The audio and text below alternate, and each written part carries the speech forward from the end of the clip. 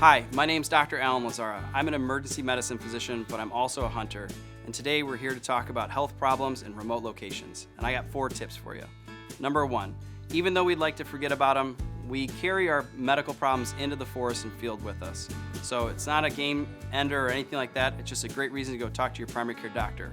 That leads right into number 2. Follow up with your regular doctor, get a health maintenance exam, stay in shape in the off season, quit smoking, lose weight, etc. You want to be strong and in the best shape possible for fall and spring. And number 3, always have a medical kit with you, because if you sprain your ankle or you get a blister, you want to be able to take care of it in the field. These things expire, so make sure you go through them every year. And lastly, number 4, you want your hunting companions to know about other medical problems you might have. In case you need medications or treatments, they can get those for you. From us here at Henry Ford Health, have a safe and successful hunting season. Thanks for listening.